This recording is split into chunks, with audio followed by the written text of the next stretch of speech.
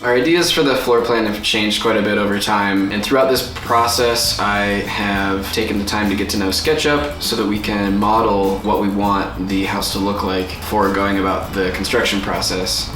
Coming up the stairs, you come into obviously the driver's area and the living room. There's an L couch over here, and then our wood stove, hearth, and some closet space for coats over here. And then to go into the kitchen, you have to walk up 2 steps. The kitchen floor is raised up primarily for the purpose of putting the water tanks inside of the insulated layer. So if we find ourselves in a cold environment like Montana in the wintertime, tanks won't freeze and we won't have a bunch of burst pipes, and we'll still have access to water for showers and stuff like that. Secondarily, I think it also creates a nice feature. It kind of makes it feel more like a home and less like a bus to have a little elevation change in there. And you come to the sink.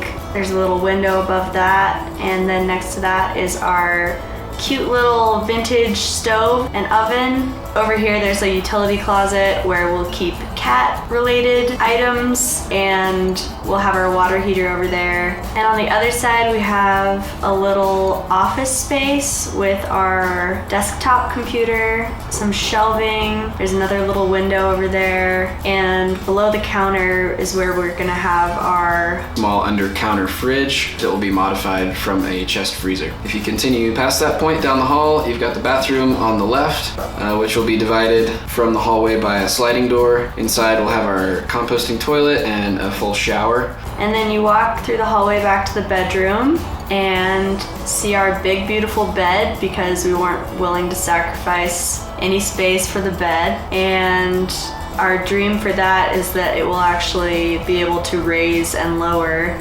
So there's the dream scenario and there's the reality scenario. And as it pertains to the bed, we have really liked a couple designs that we've seen tiny home builders utilize online. And one in particular is an elevating bed, raises and lowers on box rail for barn doors, using a garage door lift. If we could raise and lower the bed, we could utilize the 1-bedroom space as a dual-purpose bedroom and sort of walk-in closet with hanging storage underneath that elevates to eye level when you raise the bed up when you're not using it. The exterior of the bus is going to be all white. Except for the door is going to remain sunny-side up yellow. We're imagining a strip of wood paneling along the middle of the bus to break up the monochromatic look and give it a little flair, something like a vintage station wagon maybe. Woody is what people keep telling us.